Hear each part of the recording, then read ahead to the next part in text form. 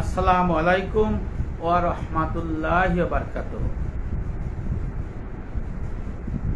মানুষের মুসলমানদের অনেক আকাঙ্ক্ষা থাকে বাইতুল্লাহ শরীফে যাওয়া। একজন মুসলমান সারা জীবনের জন্য আল্লাহর কাছে দোয়া করে, ওহে আমার রব, আমাকে মৃত্যুর আগে একবার হলো হজ করান, আপনার কাবা শরীফে আমাকে নেন, আপনার বাইতুল্লাহ জিয়ারত করার তৌফিক দেন। আবার দোয়া করে, আল্লাহ আপনার হাবিব হযরত মুহাম্মদ সাল্লাল্লাহু আলাইহি ওয়াসাল্লামের রওজা যাতে আমরা জিয়ারত করতে পারি সেই ক্ষমতা আমাদের দান করেন। মানুষের মুসলমানদের একটা কাকুতি থাকে, মিনতি থাকে, মুসলমানদের মধ্যে হৃদয়ের যে বাসনা কামনা সেটা থাকে, যে কারণে আল্লাহ পাক হয়তো এক পর্যায়ে তার নিবেদন কবুল করে। অনেক কষ্ট, অনেক চড়াই উত্তর পেরিয়ে মহান রব্বুল আলামিনের খুশির জন্য, ইখলাসের জন্য এক পর্যায়ে সে পবিত্র কাবা শরীফে সে যায়। কিন্তু আমি বলে থাকি যে শুধু মক্কা মদিনায় গেলেই হজ হয় না। হজের রয়েছে নির্দিষ্ট নিয়ম কানুন, নির্দিষ্ট বিধিবিধান। কিন্তু আমরা মুসলমানেরা হজে যায় বিভিন্ন ধরনের কাজ করি, বিভিন্ন ধরনের পদ্ধতি ব্যবহার করি, যে কারণে হজ রিয়াতে পরিণত হয়, হজ বাতিল হয়ে যায়, শেষে হজের কোনো উপকার আসে না। এই জন্য সাবধান, খবরদার। আপনি এত কষ্ট করে বাইতুল্লাহ শরীফে গিয়েছেন, আল্লাহ পাক আপনাকে নিয়েছেন, আপনার ভুলের জন্য এই হজকে আপনি রিয়া এবং লৌকিকতার কারণে বাতিল করবেন না। হে আমার আল্লাহ পাকের প্রিয় বান্দাগণ, আমার নবী মুহাম্মদ সাল্লাল্লাহু আলাইহি সাল্লামের প্রিয় উম্মতগণ, আমার মুসলমান ভাই বোনেরা এবং আমার দ্বীনী ভাইয়েরা, সাবধান, খবরদার। রিয়া লৌকিকতার জন্য, আপনার ভুলের জন্য আপনার হজকে আপনি নষ্ট করবেন না, বাতিল করবেন না। আল্লাহ রসুল হজে বলতেন, দোয়া করতেন, মহান রব্বুল আলামিনের কাছে দোয়া করতেন, আল্লাহুম্মা হাজ্জাতান লা রিয়া ফিহা ওয়ালা সুমআহ। ইবনে মাজাহ শরীফের হাদিস। আল্লাহ রসুল বলতেন, হে আমার রব, আমাকে রিয়া মুক্ত, লোকের প্রশংসা মুক্ত হজ করার তৌফিক দিন, আমিন। আমার নবী হজ করেছেন, আল্লাহর কাছে দোয়া করতেন যে আল্লাহ আমাকে রিয়া মুক্ত, মানুষের প্রশংসা মুক্ত হজ করার তৌফিক দান করুন। হজ ইসলামের গুরুত্বপূর্ণ একটি রকম, একটি ফজিলতপূর্ণ ইবাদত, যা শুধু একমাত্র আল্লাহর সন্তুষ্ট লাভের জন্য আদায় করতে হয়। হাজি বা আল হাজ উপাধি পাওয়ার জন্য হজ করা কিংবা হজ আদায়ের পর এই উপাধির আশায় থাকা দুটোই রিয়ার অন্তর্ভুক্ত, যা ইবাদতের উদ্দেশ্য ও উপকারিতা বিনষ্ট করে দেয়। আমার নবী করিম সাল্লাল্লাহু আলাইহি সাল্লাম বলেছেন, আমি তোমাদের ব্যাপারে ছোট শিরককে নিয়ে যত ভয় পাচ্ছি, অন্য কোনো বিষয়ে ততটা ভীত নই। সাহাবীরা বললেন, ইয়া রাসূলুল্লাহ, ইয়া হাবিবাল্লাহ, ছোট শিরক কি? আল্লাহ রসুল বললেন, রিয়া বা প্রদর্শন প্রিয়তা। আল্লাহ পাক কিয়ামতের দিন বান্দার আমলের প্রদানের সময় বলবেন, তোমরা পৃথিবীতে যাদেরকে ইবাদত বন্দেগী দেখাতে তাদের কাছে যাও, দেখো তাদের কাছে তোমাদের কোনো প্রতিদান আছে কিনা। মুসনাদ আহমেদ, হাদিস নাম্বার 22,528। লোকে হাজি বলবে, এই জন্য হজ করলে শুধু ইবাদতই নষ্ট হবে তা নয়, পাপী গুনাহগার হিসেবেও তার নাম লেখা হবে। এই জন্য যে কোনো ইবাদতের আগে তার নিয়ত সহি করতে হবে, তার উদ্দেশ্য ঠিক করতে হবে। আল্লাহ তাআলা পবিত্র কোরআনুল কারিমে আমাদের এই দোয়াই শিখিয়েছেন। সূরা আনামের 162 নম্বর আয়াতে আল্লাহ আমাদের দোয়া শিখিয়েছেন, নিঃসন্দেহে আমার সালাত, আমার হজ, আমার জীবন মরণ সবকিছু জগৎ সমূহের প্রতিপালক মহান আল্লাহ তাআলার জন্য। সুবহানাল্লাহ। প্রিয় মুসলমান ভাই বোনেরা, হজের লক্ষ্য হবে আল্লাহমুখী হওয়া। হজ ব্রত পালনকারী ব্যক্তি তার হজ শুরু করবে তালবিয়ার মাধ্যমে, লাব্বাইক আল্লাহুম্মা লাব্বাইক, লাব্বাইক লা শারীকা লাকা লাব্বাইক, ইন্নাল হামদা ওয়ান নি'মাতা লাকা ওয়াল মুলক লা শারীকা লাক। আমি হাজির, হে দয়াময় আল্লাহ, আমি হাজির হয়েছি আপনার দরবারে, আমি হাজির। অর্থাৎ সবকিছু ত্যাগ করে, সংসার ধর্ম দেশ সমাজ ত্যাগ করে আল্লাহ আপনার কাছে এসেছি। আমি আপনাকে চাই, আপনার সন্তুষ্টি আমার সন্তুষ্টি, আপনার সন্তুষ্টি আমার একমাত্র কামনা বাসনা। কাজী এই লাব্বাইক আল্লাহুম্মা লাব্বাইক এই তালবিয়া পাঠের পর কোন হাজি তার হজ দ্বারা পার্থিব সুনামকে নিজের লক্ষ্য বানাতে পারে না।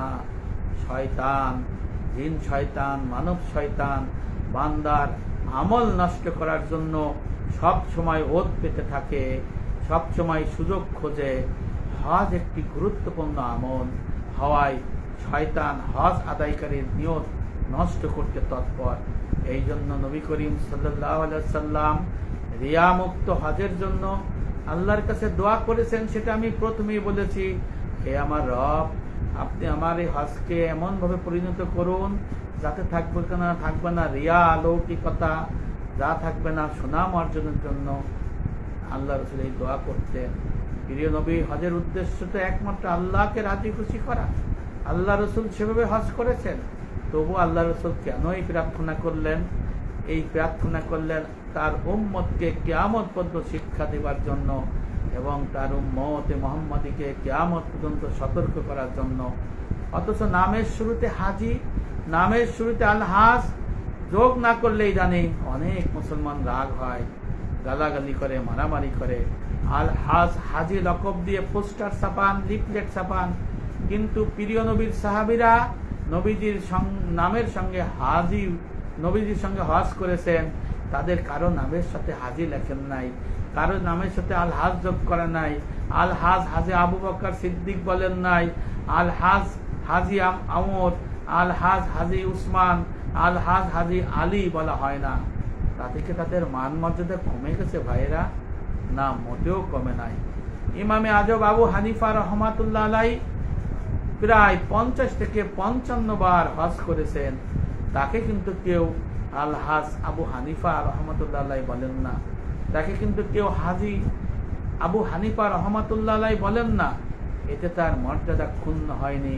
1500 বছরের ইতিহাস, কত অসংখ্য জ্ঞানী গুণী, কত অসংখ্য আল্লাহর ওলি মনীষী হজ করেছেন। তাদের নামের শুরুতেই এই বিশেষণ যোগ করা হয় নাই, কারণ আল্লাহর ফরজ ইবাদত পালন করলে সেটি প্রকাশ করা নিষ্প্রয়োজন এবং ক্ষতিকর। রিয়া, নামাজ ও রোজা তো হজের চেয়েও গুরুত্বপূর্ণ ইবাদত। কেউ কি নামাজের কারণে নিজের নামের আগে আল মুসল্লি বলে? রোজা রাখার কারণে কি আজ সায়েম লকব দেন না। কারণ আল্লাহর ফরজ ইবাদত পালন করতেই হবে, এটা আল্লাহর হুকুম। ইবাদতের উদ্দেশ্য হতে হবে একমাত্র আল্লাহর সন্তুষ্ট অর্জনের জন্য। অন্য কোনো উদ্দেশ্য থাকলে সেই ইবাদত আল্লাহর কাছে গ্রহণযোগ্য হবে না, হবে না, হবে না। পরকালে লোক দেখানোর ইবাদত বন্দেগীর বোঝা থাকবে তার কাঁধে এবং আক্ষেপও থাকবে, কান্নার কারণ হবে, জাহান্নামের কারণ হবে। এক হাদিসে আল্লাহ রাসূল বলেন, কিয়ামতের দিন লোক দেখানো আমলকারীদের বিচারের একটি চিত্র তুলে ধরেছেন, যাতে একজন শহীদ, একজন আলেমকারী, একজন দারবিনের আলোচনা এসেছে, যারা খ্যাতি ও সুনামের মোহে ধর্মযুদ্ধে জিহাদ করে শহীদ হয়েছে, দ্বীনের ইলম শিক্ষা করে তারা আলেম, কারি, হাফেজ, শায়েখ হয়েছে। আবার মানুষের বিভিন্ন জায়গা দান খয়রাত করে সে দানবীর হয়েছে। আল্লাহ পাক তাদের সর্বপ্রথম বিচারের জন্য উঠাবেন। তখন তাদের বলবেন, আমি তোমাদের যে নিয়ামত দিয়েছি তোমরা কি নিয়ামতের শুকরিয়া জ্ঞাপন করেছো? সেই প্রথম শহীদ বলবেন, হে আমার রব, আপনার ধর্মের জন্য আমি জিহাদ করে শহীদ হয়েছি। আল্লাহ পাক বলবেন, মিথ্যাবাদী, মিথ্যুক কথাকার, তোমার মনে ছিল তুমি মরলে শহীদ হবে, বাঁচলে গাজী হবে, তোমার মনে এই বাসনা ছিল, তাই তুমি ধর্মযুদ্ধ করেছ। মিথ্যাবাদী, মিথ্যুক কথাকার, তুমি দুনিয়ার মধ্যে এই লকব পেয়ে গেছ, পরকালে তোমার কিছুই নাই। আল্লাহ পাক তখন ফেরেশতাকে বলেন, ফেরেশতা এর মাথা নিচের মুখ দিয়ে, পা উপর মুখ দিয়ে জাহান্নামে নিক্ষেপ করো। তখন এই শহীদকে জাহান্নামে নিক্ষেপ করা হবে। এরপরে আলেম, শায়েখ, পীর, বক্তা, কারি, মাওলানা এদেরকে ডাকা হবে। বলবে, আমি তোমাদের যে নিয়ামত দিছি সে নিয়ামতের কি শুকর করেছো?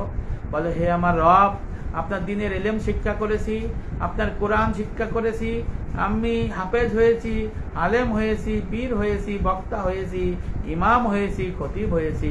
আল্লাহ পাক বলবেন, মিথ্যাবাদী, মিথ্যুক কথাকার, দুনিয়ার মধ্যে তোমার কামনা বাসনা ছিল, তুমি কোরআন শিক্ষা করে, কোরআনের ইলম শিক্ষা করে আলেম, পীর, বক্তা, শায়েখ, হাফেজ, মাওলানা, কারি হবে। দুনিয়ার মধ্যে তুমি সে লকব পেয়ে গেছো, ময়দানে হাসরে তোমার অংশ নেই। ফেরেশতা একে মাথা নিচের মুখ দিয়ে, পা উপর মুখ দিয়ে জাহান্নামে নিক্ষেপ করো। জাহান্নামে নিক্ষেপ করা হবে, নাউযুবিল্লাহ। এরপরে দানবীরকে ডাকা হবে, বলবে, আমি তোমাকে যে নিয়ামত দিছি নিয়ামতের কি শুকরিয়া জ্ঞাপন করেছো? বলো, হে আমার রব, আপনি আমাকে যে অর্থ সম্পদ দিয়েছেন, পৃথিবীর এমন কোন জায়গা নাই যে আমি দান না করেছি। আল্লাহ বলবে, মিথ্যাবাদী, মিথ্যুক কথাকার, তোমার মনের মধ্যে ছিল তুমি দান করবা, লোকে তোমাকে দানবীর বলবে, তুমি দান করেছো, দুনিয়ার মধ্যে তোমার নামের নামে সয়লাভ হয়ে গেছে, তুমি দানবীর হয়ে গেছো, দুনিয়ার মধ্যে পেয়ে গেছো, তোমার এই পরজগতে কিছুই তুমি নাই।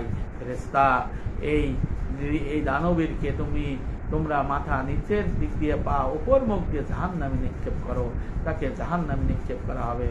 হে আল্লাহর প্রিয় বান্দাগণ, নবীর উম্মতগণ, প্রিয় মুসলমান ভাই বোনেরা, এর কারণ হলো তাদের মনে ছিল রিয়া, ছিল না ইখলাস। রিয়া, লৌকিকতা, মানুষকে দেখানোর জন্য, সুনাম অর্জনের জন্য, দুর্নামের ভয়ে তারা কাজ করেছিল। এই জন্য আল্লাহ পাক তাদের সর্বপ্রথম জাহান্নামে নিক্ষেপ করলো। এত বড় আলেম, এত বড় শহীদ, এত বড় দাতা হওয়ার কারণে, এর কারণ হলো তাদের অন্তরে ইখলাস ছিল না। মুসলিম শরীফের হাদিসে রয়েছে, হাদিস নাম্বার 3527। তিরমিজি শরীফের হাদিসের মধ্যে আল্লাহ রাসূল বলেছেন, আবু হুরায়রা যখন ওর উড়িতে এরকম ধাক্কা দিয়ে বলেছে, আবু হুরায়রা, এই আলেম, এই পীর, বক্তা, এই দানবীর, এই শহীদদের সর্বপ্রথম জাহান্নামের আগুন উৎপাদন করা হবে। তাদের রিয়া, লৌকিকতা মানুষকে এই সব প্রকাশ করে দেওয়ার কারণে। এই জন্য আমাদের রিয়া মুক্ত ভাবে জীবন চলতে হবে, রিয়া মুক্ত ভাবে ইবাদত করতে হবে, রিয়া মুক্ত ভাবে হজ, নামাজ সমস্ত জীবন পরিচালনা করতে হবে। রিয়া যদি যুক্ত করে হয়ে যায়, কোনো মতে যদি রিয়া ঢুকে আসে, তাহলে জাহান্নামের মধ্যে সর্বপ্রথম জাহান্নামের আগুনের সেই স্ফুলিঙ্গ হতে হবে, জাহান্নামের আগুন তাদের দিয়ে উদ্বোধন হবে। এই জন্য আমাদের এই বিষয়ে সাবধান হতে হবে। হযরত জুনদুব রাদিয়াল্লাহু থেকে বর্ণনা করেন, নবী করিম সাল্লাল্লাহু আলাইহি ওয়াসাল্লাম বলেন, যে ব্যক্তি মানুষকে শোনানোর জন্য এবং মানুষের প্রসিদ্ধি লাভ করার জন্য কোনো আমল বন্দেগী করে, আল্লাহ তাআলা তার অবস্থা মানুষকে শুনিয়ে দেবেন, তার সমস্ত কিছু প্রকাশ করে দেবেন। আর যে ব্যক্তি মানুষকে দেখানোর উদ্দেশ্য আমল বন্দেগী করে, নামাজ, রোজা, হজ, যাকাত, দান, খয়রাত করে, আল্লাহ তাআলা তাকে রিয়াকারী হিসেবে শাস্তি দেবেন। নাউযুবিল্লাহ। বুখারী শরীফ 2 খণ্ড 962 পৃষ্ঠা, মুসলিম শরীফ 2 খণ্ড 412 পৃষ্ঠা, তিরমিজি শরীফ 2 খণ্ড 61 পৃষ্ঠা, ইবনে মাজাহ 2 খণ্ড 310 পৃষ্ঠা, মুসনাদ আহমেদ 3 খণ্ড 40 পৃষ্ঠা, শুআবুল ঈমান বাইহাকি 5 খণ্ড 330 পৃষ্ঠা। এই সমস্ত হাদিসের মর্মার্থ হলো, কিয়ামতের দিন সমস্ত মানুষের সামনে ওই আমলকারীর সমস্ত দোষ ত্রুটি প্রকাশ করে দেওয়া হবে। তার মনে কি ছিল, তার অন্তরে কি ছিল, তার কামনা কি ছিল, বাসনা কি ছিল, এবং মানুষকে সে জানানোর জন্য ইবাদত বন্দী করে শান্তি অনুভব করত, এইগুলো প্রকাশ করে দেওয়া হবে। আল্লাহ পাক তাকে অপমান করবেন, অপদস্থ করবেন এবং জাহান্নামে ফেলাইয়া জাহান্নামের আগুন তাদের দিয়ে উৎপাদন করবেন। নাউযুবিল্লাহ। রিয়া বা লোক দেখানো আমল হলো, আমলকারীর ইবাদতের আল্লাহর সন্তুষ্টি অর্জনের উদ্দেশ্য থাকবে না, সুনামের আশায়, দুর্নামের ভয়ে যে ইবাদত বন্দেগী করা হয়, বরং সে আমলগুলো প্রকাশ করে ফেলবে, মানুষকে জানানোর জন্য, জানে সে আনন্দ পাবে, এর জন্য মানুষ তার ইবাদত বন্দেগী দেখে বলে কত সুন্দর ইবাদত করতেছে, এ হজ করতে যাচ্ছে, এ রোজা রেখেছে, এ দান করেছে, এবং তার মনে শান্তি অনুভব হয়, হা আমাকে লোকে হাজি হজ করতে আসছে, দেখছে আমি এই কাজটা করতেছি, আমি দেখাইতেছি, নিজে শান্তি অনুভব করতেছি, আমি দান করতেছি, রিয়ার চলে মানুষ আমার এই দান দেখতেছে, আমি নামাজ পড়তেছি, ভিডিও করে ছাড়তেছি, মানুষ এটা দেখতেছে, আমাকে কত ভালো বলতেছে, আমি কি সুন্দর কাজ করেছি, মানুষ জানুক আমি ইবাদত বন্দেগী করি, মানুষ জানুক আমি হজ করি, মানুষ জানুক আমি উমরা করি, মানুষ জানুক আমি হজের মধ্যে বক্তব্য দেই, মানুষ জানুক আমি মিনার মধ্যে বক্তব্য দেই, মানুষ জানুক আমি আরাফার তাবুর মধ্যে বক্তব্য দেয়, মানুষ জানুক আমি কাবা শরীফে যে তাওয়াফ করি, মানুষ জানুক আমি সাফা মারা ছাই করি, মানুষ জানুক যে আমি মিনায় শুয়ে আছি, মানুষ জানুক 2 হাত তুলে আমি কান্নাকাটি করতেছি, মানুষ জানুক যে আমি আল্লাহর কাছে কান্না করে চোখের পানি ফেলাইয়া দাড়ি ভিজেই ফেলতেছি, মানুষ জানুক এ কত বড় ইবাদতকারী, কত বড় আবেদ, কত বড় সে মুত্তাকি। ভাইরা আমার, এরা হলো 1 নাম্বার রিয়াকার। এদেরকে আল্লাহ পাক জাহান্নামে নিক্ষেপ করবেন, জাহান্নামের আগুনের খোরাক বানাবেন, এবং জুব্বুল হুজান নামে জাহান্নামের ভয়াবহ গর্ত আছে, সেই জাহান্নাম থেকে প্রতিদিন 400 বার পানা চায় জাহান্নাম, যে আল্লাহ এই জুব্বুল হুজান আমার মধ্যে রাখছেন, আল্লাহ আমার এই জুব্বুল হুজানে দিয়েন না, জাহান্নামটা জুব্বুল হুজানের জন্য পানা চায়। এখানে রিয়াকারদের লোক দেখানো ইবাদতকারীদের এখানে আল্লাহ পাক ফেলাবে। ভাইয়েরা আমার, রিয়া হারাম, বহু দলিল রয়েছে। এইটাকে আল্লাহ পাক শিরকে আজগার বলেছেন, ছোট রিয়া বলেছেন, গোপন শিরিক বলেছেন, সূক্ষ্ম শিরিক বলেছেন। কারণ এই রিয়া যে হয়ে যায় এটা আপনি আমি বুঝতে পারবো না, মনের খেয়ালে, ভুলে, হঠাৎ করে মনের বাসনা, কামনা, কুপুরবৃত্তির ফেরাই পেলে রিয়া হয়ে যায়। সূক্ষ্ম রিয়া, গুপ্ত রিয়া এবং গোপন রিয়া, আবার ছোট রিয়া, এইভাবে হয়। নবী করিম সাল্লাল্লাহু আলাইহি ওয়াসাল্লাম বলেছেন, আমি তোমাদের উপর সর্বাধিক যে জিনিসের ভয় আশঙ্কা করতেছি সেটা হলো শিরকে আসগার, ছোট শিরক। সাহাবান আকুল কণ্ঠে জিজ্ঞেস করলেন, ইয়া রাসূলুল্লাহ, হে আমার নবী, হে আল্লাহ রসুল, ছোট শিরক কি, যেটা নিয়ে আপনি ভয় পাচ্ছেন? আল্লাহ রসুল বললেন, এটা হলো রিয়া, সুনামের আশায় সুনামের ভয়ে ইবাদত বন্দি করবে, মানুষকে দেখাবে। কিয়ামতের দিন যখন মানুষকে তাদের আমলের প্রতিদান দেখানো হবে, তখন আল্লাহ এদেরকে বলবেন, তোমরা এখন ওই সব লোকের কাছে যাও যাদেরকে তোমরা দেখানোর জন্য, প্রকাশ করার জন্য এই ইবাদত বন্দেগী গুলো প্রকাশ করে দিয়েছিলে, প্রকাশ করে আমল করেছিলে, দেখো তো তারা তোমাদের কোনো প্রতিদান দিতে পারে কিনা, যাও তাদের কাছে, তাদের প্রতিদান তোমরা পাও কিনা। মুহাসনাদে আহমদ 39 নম্বরের 30 খণ্ডের 39 নম্বর হাদিস, সহিহ হাদিসে আল্লাহ রসুল এই কঠিন ভয়ের কথা বলেছেন।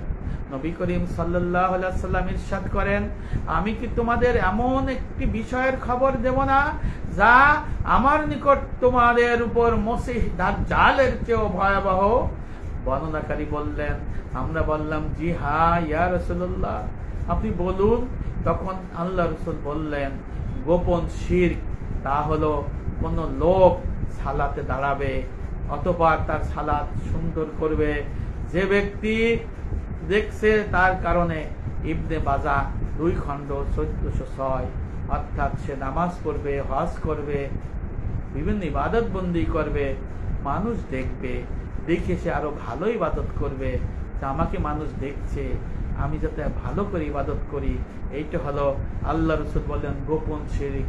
ভাইরা আমার, একটু মিলিয়ে নেন তো, আপনি যখন মসজিদে ইবাদত বন্দেগীতে যান, যখন মানুষ আপনার দিকে তাকায়, আপনি আস্তে আস্তে করে নামাজ পড়েন, সালাম ফিরান আস্তে, রুকু করেন দেরিতে, সিজদা দেন দেরিতে, যখন লোক থাকে না তখন টপাটপ ঠপাটপ আপনি নামাজ পড়েন, যখন লোক থাকে না, যখন বাসায় নামাজ পড়েন তখন টপাটপ ঠপাটপ ঠোকরের মতো নামাজ পড়েন।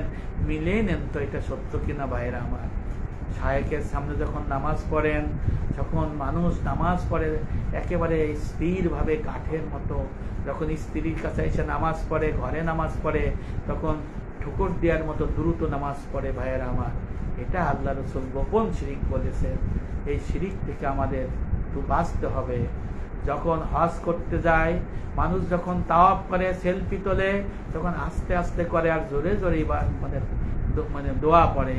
তখন হজের বিভিন্ন হুকুম হাকাম পালন করে, ছবি তুলে যখন প্রচার করে, তখন এটা সই শুদ্ধভাবে ধীরে ধীরে করে, যাতে মানুষ মনে করতেছে যে সে হজ করতেছে, কত সুন্দর না হজ হচ্ছে। আবার কেউ বলতেছে আমি এখন আছি মুজদালিফায়, আপনাদের আমি এবার এই হজের বিধিবিধান দেখাচ্ছি। আবার একজন বলে আমি এখন খানায় কাবায় আছি, আমি এখন তাওয়াফ করতেছি, ভাইয়েরা আমার এটা খানা কাবা। আবার একজন বলে আমি মিনায় আছি, মিনা সুন্দর দেখুন, হাজির আসছে যাচ্ছে, মানুষকে জানাচ্ছে যে আমি মিনায় আছি। আমি আরাফায় আছি, তখন বক্তা হয়ে বলে দেখেন আমি কি সুন্দর আরাফায় বক্তব্য দিচ্ছি, আরাফায় আমি বর্ণনা করতেছি, কিন্তু এটা গোপন শিরিক হয়ে যাচ্ছে। আল্লাহ রসুল বলেছেন এই গোপন শিরিক হলো মসজিদ হাজ্জাদের চেয়ে ভয়াবহ। এই থেকে আমাদের বাঁচতে হবে। এই গোপন শিরিক থেকে আমরা দান করি, ইলম অর্জন না করি, তাহলে আমরা এই গোপন শিরিক থেকে আমরা বাঁচতে পারবো না। আল্লাহ রসুল বলেছেন ওহে মানব মণ্ডলী, তোমরা নিজেদের সূক্ষ্ম ও গুপ্ত গোপন শিরিক থেকে বাঁচো। সাহাবাগান বললেন ইয়া রাসূলুল্লাহ, ইয়া হাবিবাল্লাহ, সূক্ষ্ম শিরিক আবার কি? আল্লাহ রসুল বললেন মানুষ যখন সালাতে দাঁড়ায় তখন তাকে তার সালাত সে সুন্দর করে, চেষ্টা করে যাতে সালাত ভালো করে, কারণ সে দেখে যে মানুষ তাকে দেখছে। আল্লাহ রসুল বললেন এটাই সূক্ষ্ম শিরিক। সহিহ ইবনে খুজাইমা 2 খণ্ড 67 নম্বর হাদিস। ভাইয়েরা আমার, ওহে আমার আল্লাহর প্রিয় বান্দাগণ, ওহে আমার নবীর প্রিয় উম্মতেরা, ওহে আমার প্রিয় মুসলমান ভাই বোনেরা, ওহে আমার দ্বীনী ভাইয়েরা, এর দৃষ্টান্ত হলো যেমন কোন হাজি এই ধরনের ভয়াবহ ব্যাধির সম্মুখীন হয়ে থাকে, অর্থাৎ সে হজ করে আর তার নিয়তে ঢুকে পড়ে, তার মাথার মধ্যে ক্যান্সার আকৃতির মতো ধারণ করে যে সে তার হজের দ্বারা সে গর্ব প্রকাশ করে এবং বলে বেড়াবে সে হজ করতেছে, যে দেখাচ্ছে মানুষকে, মক্কায় যে ছবি তুলে পাঠাচ্ছে যে আমি আসি, আমি মক্কায় হজ করতে আইছি, আমি কতবার হজ করছি, 30 বার 50 বার, ময়দানে বলে আমি এতবার 50 বার হজ করছি, তোমাদের তো ভাগ্য ভালো, 50 বারের হাজিকে তোমরা দেখতেছো, নাউজুবিল্লাহ।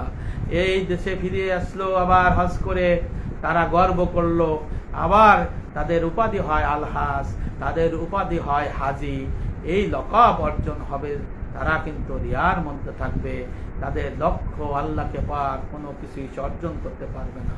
কখনো আবার হজ পালনরত অবস্থায় হজের যে ইবাদত বন্দেগী আমল প্রচেষ্টা, সেখানে সালাতের স্থিরতা, নমনীয়তা, দোয়াতে কাকতি মিনতি, চোখের পানি ফেলিয়ে দাড়ি ভিজে কাপড় ভিজিয়ে ফেলে, বেশি বেশি নফল ইবাদত বন্দেগী করে, বা তাদের চোখে বড় হওয়ার জন্য আরো অনেক ইবাদত বন্দেগী করে থাকে, এইগুলো তারা মানুষকে দেখায়, মানুষকে প্রচার করে, বলে যে আমি এই ইবাদত করেছি, আমি কান্না করেছি, তুমি পারো না কান্না করতে, আমি রাতে তাহাজ্জুদের নামাজ পড়েছি, আমি কাজা নামাজ পড়েছি, আমি এই ইবাদত করেছি। ভাইয়েরা আমার, এর দ্বারা হলো তার ইবাদতের ইখলাসকে সে ধ্বংস করে দেয়, এই ইবাদতের সে সবকিছু নষ্ট করে দেয়। এটা ইবাদতের ইখলাসের পরিপন্থী, নষ্টকারী, যা আমল ও তার নেকির উপর প্রভাব পড়ে তাকে ধ্বংস করে দেয়। তাতে হয়তো তার আমল নষ্ট হয়েও যাবে এবং নেকিও সে পাবে না। অনুরূপ হজে যদি সাথীদের খেদমত ও তাদের প্রয়োজনে আপ্রাণ চেষ্টা চালায়, তারপর সে সুনাম অর্জন করে, বলে মুআল্লিম সাহেব কি সুন্দর খেদমত করেছে, তার যদি লক্ষ্য থাকে মুআল্লিমের আমি সুন্দর খেদমত করেছি, আমাকে সবাই সুন্দর বলবে, আমি ভালো খাদেম, আমি ভালো হজ করাইছি, এইটাই যদি তার উদ্দেশ্য থাকে, তাহলে সেও তার এই খেদমতের কোনো সওয়াব পাবে না।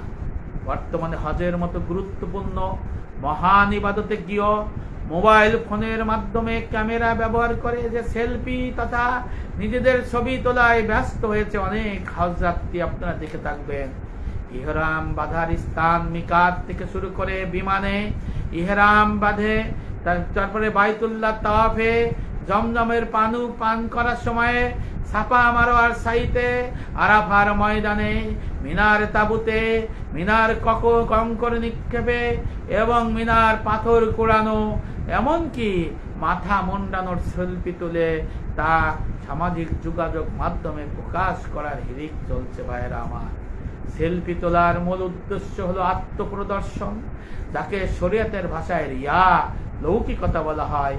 হজের মতো ইবাদতে এহেন হীন কাজের পরিণতি হতে পারে খুবই ভয়াবহ।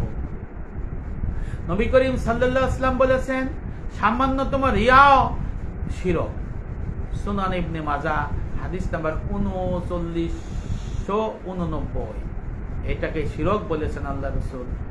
বর্তমানে মহামারীর মতো ছড়িয়ে পড়েছে মোবাইলে সেলফি তোলা, ভিডিও করা। বিশ্বনবী মুহাম্মদ সাল্লাল্লাহু আলাইহি ওয়াসাল্লামের হাদিসের পরিপন্থী, কর্মের পরিপন্থী, ইবাদতের পরিপন্থী। যেখানে শুধু মানুষ আল্লাহকে পেতে চাবে, যেখানে শুধু মানুষ আল্লাহর ইখলাসের জন্য কান্নাকাটি করবে, গুনাহ মাফের জন্য কান্নাকাটি করবে, দয়াময় সারা সবকিছু ফেলে আপনার কাছে এসেছি, দুনিয়ার কত গুনাহ করেছি, গুনাহ মাফ করে দেন।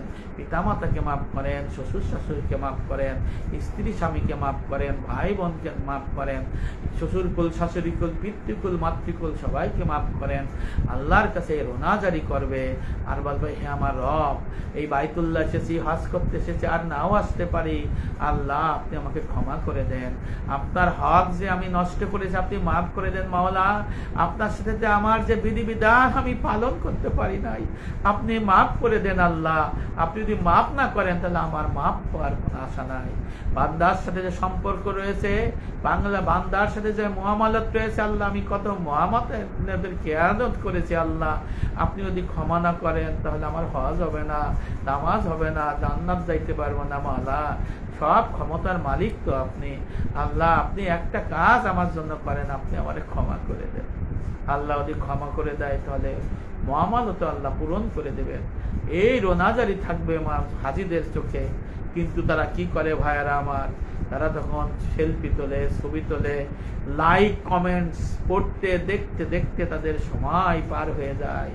বারবার খালি মোবাইলের দিকে তাকায় আর দোয়া করে, মোবাইলের দিকে তাকায় আর চোখের পানি ফেলে যে এখানে যে শাহরিয়ার রাকিব আমার জন্য কি বলে, কামরুজ্জামান কামরুল আমাকে কি বলছে, শাহ মোহাম্মদ আকমাল সাহেব কি কমেন্টস করছে, হাসিব হোসেন আমাকে লাইক কমেন্ট দিল না হিংসা হাসির চিহ্ন দিল।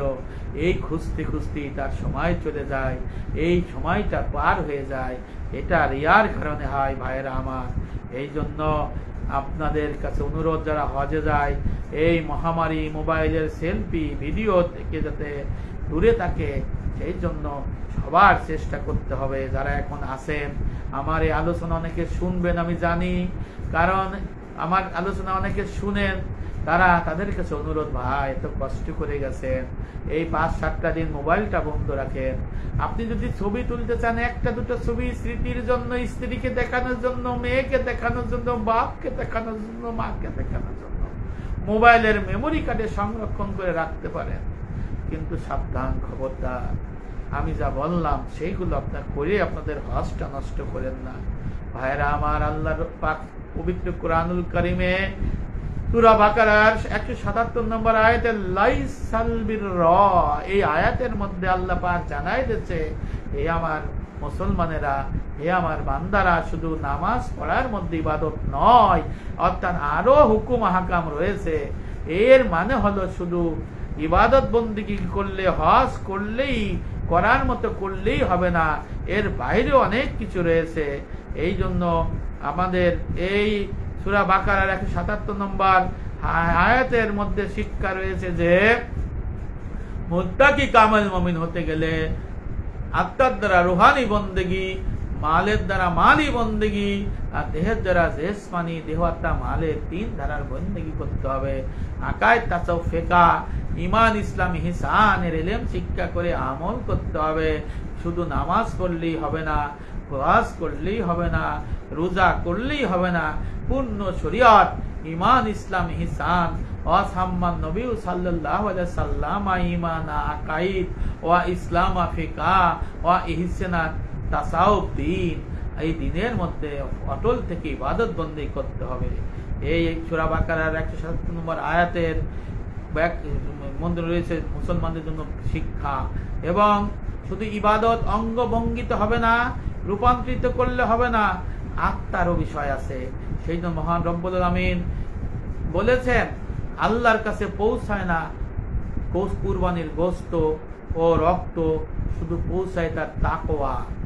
সূরা হজ আয়াত নম্বর 37। অতএব হজের সময়ে হাজিদের সেলফি এটা আল্লাহর কাছে পৌঁছায় না, আল্লাহর কাছে পৌঁছাবে তার ইখলাস, তার তাকওয়া। ভাইরা আমার, এই জন্য রিয়ার থেকে দূরে থাকতে হবে। এই রিয়ার অন্যতম মাধ্যম মোবাইলের সেলফি এবং লাইভ সম্প্রচার, এটার থেকে আমাদের দূরে থাকতে হবে। হজে যাওয়ার আগে নিয়ত বিশুদ্ধ করতে হবে, তা না হলে সেলফির মতো অযথা কাজ থেকে বাঁচা যাবে না, কোনো প্রতিফল পাওয়া যাবে না।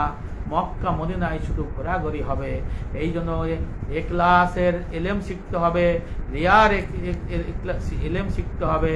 ইলমে তাসাউফ আমলি মাসালার অর্ধাংশ, এর মুহলিকাত বর্জন, মুনজিয়াত অর্জনের ইলম শিখতে হবে। একজন হাজী সাহেবের স্মৃতি ধরে রাখার উদ্দেশ্য হয় মাওলার নৈকট্য লাভের জন্য সেখানে তারা যায়, নিভৃতে নীরবে কাঁদে, চোখের পানি ফালায়। সন্তান, স্ত্রী, স্বামী, মা বাবা দেখতে চাইলে তাদের জন্য 2-1টি ছবি আপনি তুলতেই পারেন। এটা ভালো না মন্দ সে প্রশ্ন যাবার মতো কট্টর হওয়া আমি এই কথা এখন বলছি না।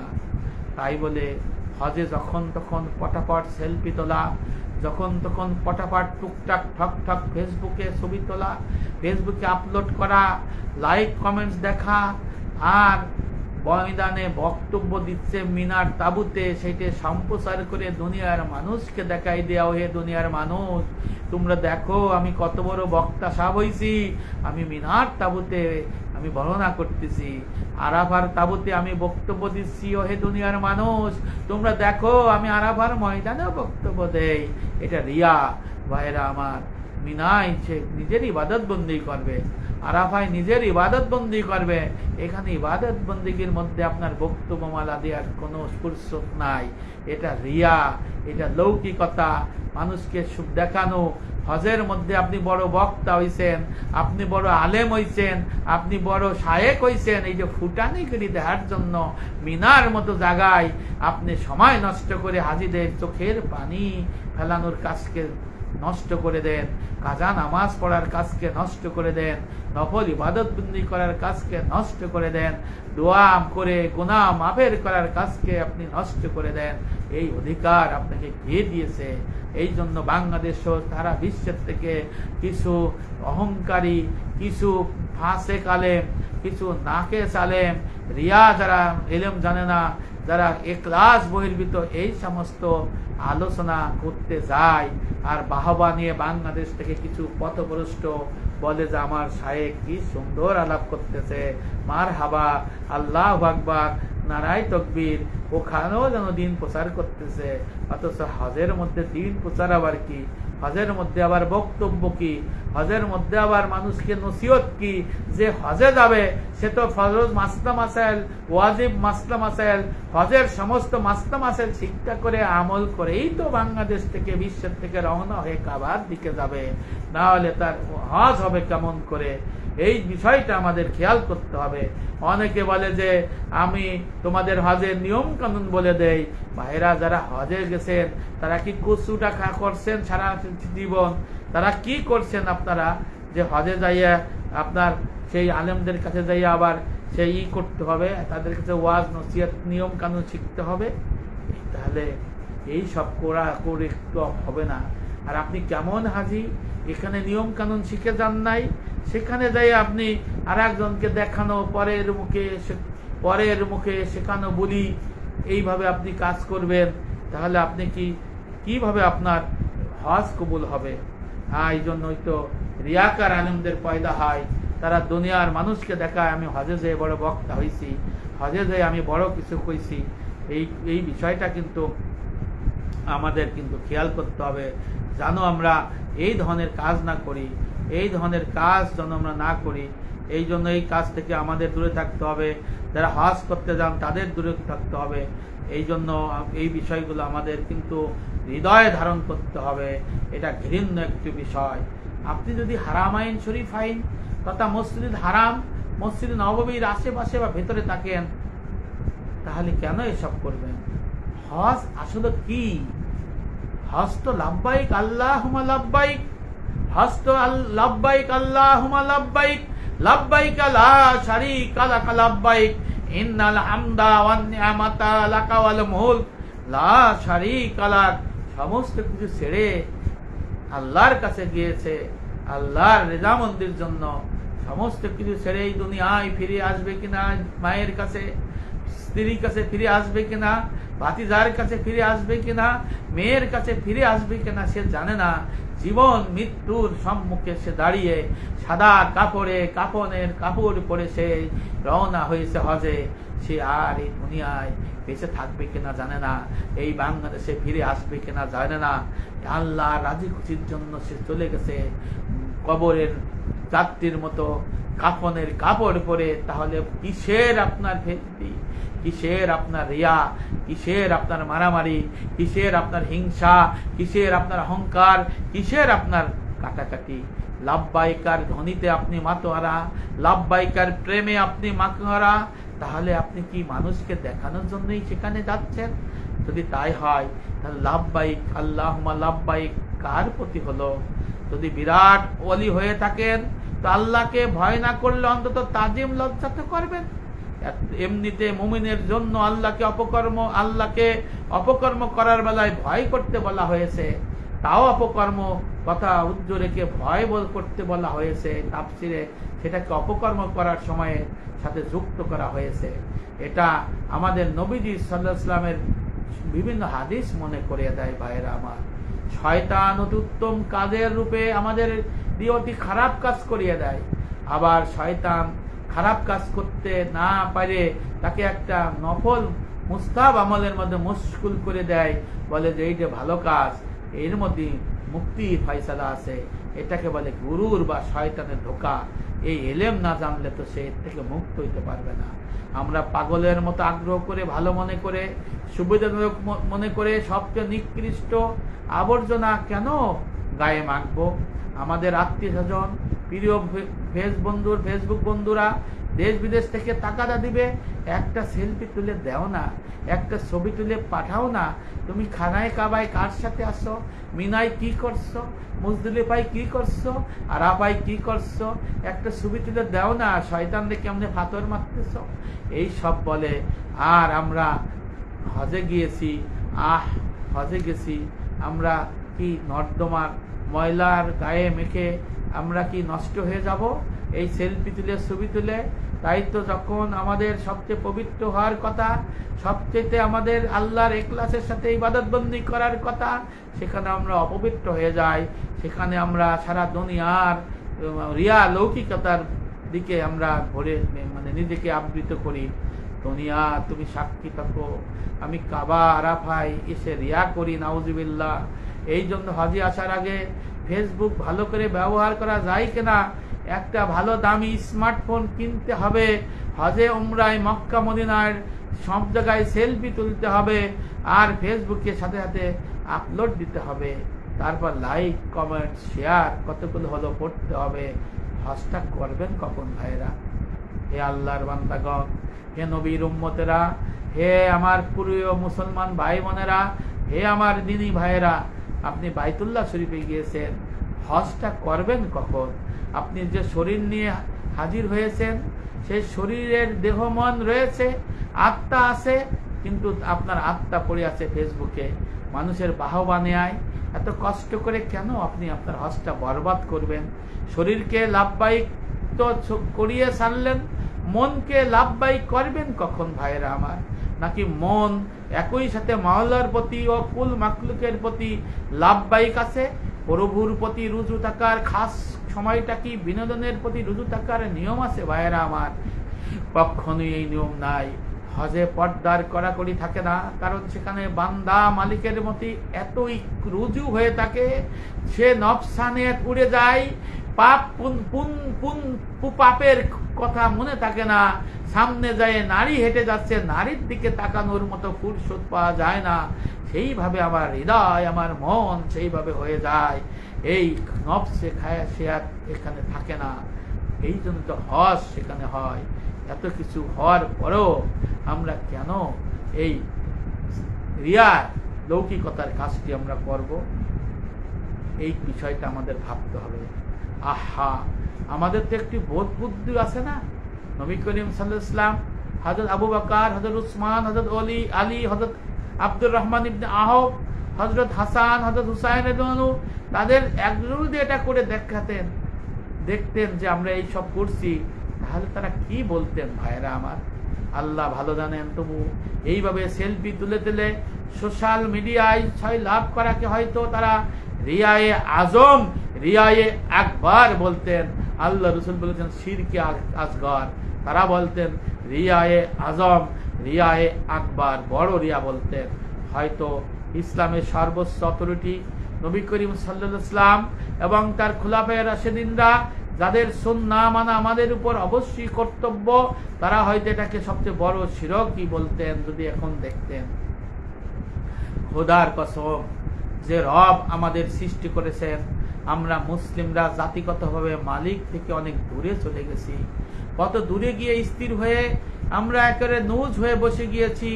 আমরা নবী সেই আল্লাহর ইবাদত ঠিক মতো করতে পারি না। আসি যেটার উপর, সেটা হলো রিয়া লৌকিকতার মধ্যে পড়ে রয়েছি। নবী করিম সাল্লাল্লাহু আলাইহি ওয়াসাল্লাম বলেছেন শেষ জমানার লক্ষণ হলো মসজিদ হবে সবচেয়ে বড়, শেষ জমানার মসজিদ হবে শেষ। আল্লাহ রাসূল বলেছেন শেষ জমানায় কোরআন থাকবে, কিন্তু কোরআনের শিক্ষা থাকবে না, পড়াপড়ি থাকবে। আর দ্বীন ইসলাম নামে থাকবে, কিন্তু দ্বীন ইসলামের শিক্ষা থাকবে না। মসজিদ থাকবে চাকচিক্যময়, কিন্তু মসজিদের মধ্যে থাকবে হিদায়াত শূন্য। আর তখনকার অধিকাংশ আলেম সমাজ হবে ফাসেক, তারা ভুল মাসলা বলবে এবং তাদের দিকেই ফিতনা চলে আসবে। এই জন্য এখন এই সময়টা আমাদের চলে আসছে ভাইয়েরা আমার। এই জন্য আমরা আল্লাহর সন্তুষ্ট লাভের জন্য আমরা রিয়া লৌকিকতার ইবাদতের মধ্যে আমরা আত্মতৃপ্তি খুঁজে বেড়াচ্ছি। আল্লাহর ইবাদত এখন ইখলাসের ইবাদত বিলুপ্ত হওয়ার মতো। আমাদের আগের উম্মাহ যেমন কাবার ভিতরে নবীদের মূর্তি বসিয়ে কত মনে করতো বেশ ভালো একটা সাচ্চা কাজ করলাম। নবীর জমানার আগে যারা অমুসলমান ছিল, আপনি আমি এখন কাবার দরজা ধরে নিজের মূর্তি অর্থাৎ ছবি তুলে আমরা দেখাই দিছি সারা দুনিয়ায় যে আমি কাবার দরজায় ছবি তুলছি, তুললে আবার সেটা মানুষকে দেখাচ্ছি। এইটা আমরা কত বাহাদুরির কাজ করতেছি। এবং আগের জমানায় তারা উলঙ্গ হয়ে তাওয়াফ করত, অর্থাৎ অমুসলমানরা, আর আমরা তাওয়াফ করি সেলফি তুলতে তুলতে। তাদের সাথে আমাদের পার্থক্যটা কি? এই জন্য আমাদের কিন্তু এই আত্মপূজা থেকে সরে আসতে হবে, আমাদের এই রিয়া লৌকিকতার থেকে সরে আসতে হবে। আল্লাহ রাসূল থেকে শিরকে আসগর বলেছেন, এর থেকে আমরা সরে আসতে হবে। ছোট শির করতে করতে শিরকে আকবার হয়ে যায়, এই শিরকে আকবার থেকে আমাদের সরে আসতে হবে।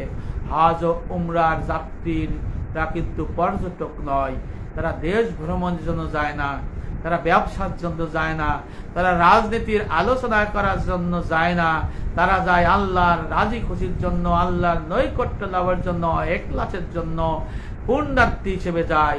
তার হজের সময় সেলফি নয়, হজের সময় ব্যবসার কথা নয়, হজের সময় একসাথে লোকজন খবর দিয়ে রাজনীতি করার কাজ নয়, হজের সময় লৌকিকতার কথা নয়, হজের সময় আপনাকে সংগঠন চালানোর কথা নয়।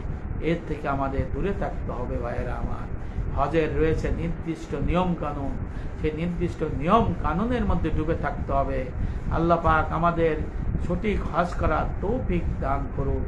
অনেকে হজকে দুনিয়া কামানোর উসিলা হিসেবে গ্রহণ করে, দুনিয়ার সামান্য উপকরণের লক্ষ্য হয় এবং কোনো হাজির হজ করাইয়া টাকা পয়সা ইনকাম করা লক্ষ্য তারা করে, আবার তারা হজও করে, কিন্তু তাদের উদ্দেশ্য থাকে হাজিদের নিয়ে টাকা কামানো। তারা আবার মনে করে এই সুযোগে আমি ইবাদত বন্দেগী হজ করে নেই, কিন্তু ভাই তারা যাচ্ছে ব্যবসার উদ্দেশ্যে, তাদের তো হজ হবে কিনা এই বিষয়টা কিন্তু প্রশ্ন দেখা দিয়েছে, এবং এই বিষয়গুলো আমাদের খেয়াল করতে হবে। এই জন্য আমার আল্লাহ রসুল বলেছেন যে শেষ ফিতনা ফ্যাসাদের সময়ে 4 শ্রেণীর ব্যক্তি হজ উমরায় যাবে। এক শ্রেণী হলো রাজা বাদশাহ ধনী শ্রেণী, তারা যাবে দেশ ভ্রমণের উদ্দেশ্যে উমরা হজ করার জন্য। 2 শ্রেণীর ব্যক্তিরা হলো ব্যবসায়ীরা যাবে ব্যবসা বৃদ্ধি করার জন্য, ব্যবসা বাণিজ্য করার জন্য হজ উমরায় যাবে। 3 নম্বর হলো আলেম শ্রেণী যাবে, তারা লোকে জানবে তারা অনেকবার হজ করছে রিয়া লৌকিকতার জন্য। আর 4 নম্বর হলো ফকির মিসকিন, তারা যাবে ভিক্ষার জন্য। এখন পাকিস্তানি ভিক্ষুক হয়ে গেছে, ওখানে দেখবেন অধিকাংশই পাকিস্তানের লোক হজ করতে যায় আর ভিক্ষা করে। আল্লাহ রসুলের এই হাদিস তো সত্য হয়ে গেল। অনেকে ওখানে যায় রাজনীতির জন্য, সবাইকে ডাইকে গোল হয়ে বসে বাংলাদেশে রাজনীতি নিয়ে আলোচনা করে। আমি বলি যে আল্লাহ রসুল বলেছেন ফিতনা ফ্যাসাদের সময়ে যে 4 শ্রেণীর লোক হজে যাবে, তার মধ্যেও তো রাজনীতি করে। ব্যবসা করার জন্য যদি রাজনীতি করতে, ব্যবসা করার জন্য যদি সে হজে যায় উমরা যায় হবে না। ব্যবসা তারপরে বেড়ানোর উদ্দেশ্য নিয়ে অনেকে উমরায় হজে যায়, সেটাও উমরা হজ হবে না। আবার আলেম সাহেবরা ময়দানে বলে আমি 10 বার 20 বার 30 বার 50 বার হজ করছি, তোমরা কত ভাগ্যবান, এতবার হাজিকে দেখতেছ, তোমরা সুবহানাল্লাহ বলবা না। এদের মতো লোকরা হজে যায়। আবার তারা বড় টাকায় ওখানে যে বক্তব্য দেয়, মানুষ তাকে বড় বক্তা বলবে, আলেম বলবে যে মিনা মুজদালিফা আরাফায় যারা বক্তব্য দিয়েছে, মক্কা মুকাররমায় বক্তব্য দিয়েছে, এইগুলো তারা মানুষের সামনে তুলে ধরে ভিডিও করে নিয়ে আসে, বিভিন্ন জায়গায় ছাড়ে এবং আত্মতৃপ্তি পায়। তাহলে কি রসুলের এই হাদিসের সাথে মিলে গেল না? অনেকে ব্যবসার জন্য যায়, ব্যবসা সম্প্রসারণের জন্য যায়, ওখানে ব্যবসায়ীদেরও ডাক দেয়, বাংলাদেশের ব্যবসায়ীরাও এক হয়, তারা ব্যবসারও কথা বলে। কিন্তু হজ তো ইখলাসের জন্য একটা ইবাদত, হজ সফর তো ইবাদতের সফর, সেখানে তাই করে। এখন অনেকে রাজনীতির ময়দান হিসেবে সেখানে যায় এক জায়গা বসে রাজনীতির আলাপ করে, এটাও কিন্তু ওই সবের মধ্যে পড়ে যায়। কারণ হজ অন্য বিষয়, রাজনীতির আলাপ অন্য বিষয়। ব্যবসায়িক কথা বললে, রাজনীতির কাজ করলে, তারপরে আপনার দেশ ভ্রমণের উদ্দেশ্যে গেলে সে হজ হয় না।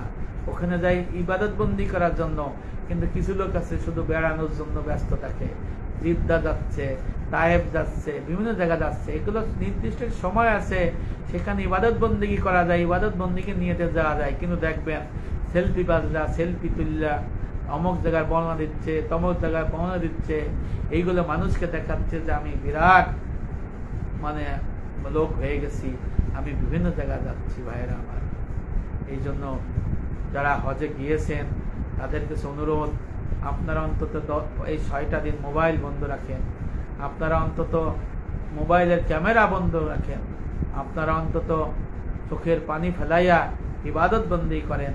যারা হারামের মধ্যে আছেন, তাদের হারাম ছাড়া নিয়ে যদি হজ হয় না, তারপর আল্লাহ তো মাফ করতে পারেন। আপনারা নিয়ত করুন যে আমাদের কাছে যে হারাম আছে, হারাম আমি ছেড়ে দিব, সুদের টাকা থাকলে ছেড়ে দিব, ঘুষের টাকা থাকলে ফেলে দিব, দাদার বাপ থেকে তার পরদাদার বাপ থেকে যে হারাম সম্পদ মিরাস হিসেবে পাইছি আমি জানি, সেগুলো ছেড়ে দিব। এবং আমি রিয়া করব না, ইখলাসের সহিত করব একমাত্র আল্লাহ রাজি খুশির জন্য। আর বাংলাদেশে আইসে আমি একজন পরিপূর্ণ মানব হয়ে আসব, পরিপূর্ণ মুসলমান হয়ে আসব, পূর্ণাঙ্গ দিনের মধ্যে থাকব, এই নিয়ত করে আপনারা হজ করুন। আর একটা কথা বলে দেই, বাংলাদেশে এসে দেখবেন কিছু হাজি খারাপ হয়ে যায়, আবার ভালো হয়ে যায়।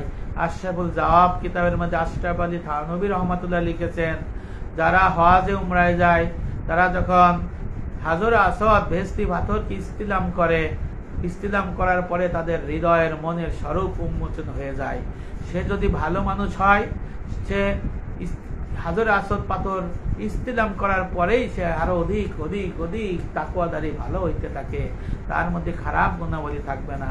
আর সে যদি ভিতরে যদি গুপ্ত খারাপ থাকে, খবিশ আত্মা থাকে, চরিত্রহীন হয়, বদ লোক হয়, কিন্তু প্রকাশ হয় নাই, এই হাজর আসওয়াদ পাথর ইস্তিলাম করার লগে লগেই এরপর তার মধ্যে খারাপ আচরণ প্রকাশ হইতে থাকে। এই জন্য বাংলাদেশে অনেকে বলে হাজি হাজি, খারাপ হাজি বলে, এরকম খারাপ হয়েছে হজ করে। আবার অনেকে বলে এই লোকটা পরিবর্তন হয়ে গেছে, আল্লাহ হয়ে গেছে, পরিপূর্ণ দিনের অনুসারী হয়ে গেছে, মুত্তাকি হয়ে গেছে, কামেল মুমিন হয়ে গেছে, সে খারাপ কাজের মধ্যে থাকে না।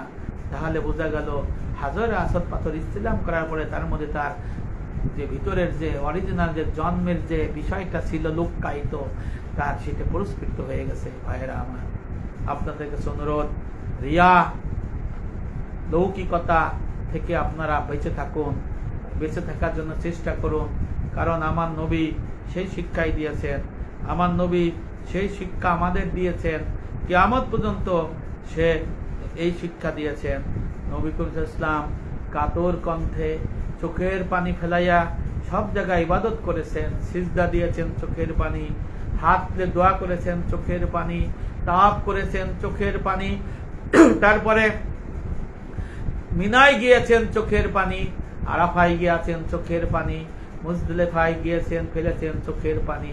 রাসূল করিম সাল্লাল্লাহু আলাইহি ওয়াসাল্লাম চোখের পানিতে সয়লাব হয়েই তো হজ উমরা করেছেন এবং তিনি আল্লাহর কাছে কাতর কণ্ঠে দোয়া করেছেন, আল্লাহুম্মা হাজ্জাতান লা রিয়া ফিহা ওয়ালা সুমা, ওহে আমার রব আমাকে রিয়া মুক্ত হজ দান করুন, ওহে আমার রব প্রশংসা মুক্ত হজ আমাকে নসিব করুন। আল্লাহ রাসূল এই দোয়া করার অর্থ হলো এই দুনিয়ার মুসলমানকে কিয়ামত পর্যন্ত শিক্ষা দিয়েছে, ওহে আমার উম্মতেরা সাবধান, খবরদার, তোমরা রিয়াযুক্ত হজ করো না, রিয়াযুক্ত ইবাদত করো না। ওহে আমার উম্মতেরা, তোমরা কিয়ামত পর্যন্ত সাবধান, খবরদার, মানুষ তোমাকে ভালো বলবে, প্রশংসা করবে, এই প্রশংসা পাওয়ার লোভে তুমি হজ উমরা নামাজ বন্দেগী ইবাদত করো না। আমার রাসূল এই শিক্ষা দেওয়ার জন্য এই দোয়া করেছেন। সবাই ভালো থাকবেন। আসসালামু আলাইকুম ওয়া রাহমাতুল্লাহি ওয়া বারাকাতুহু।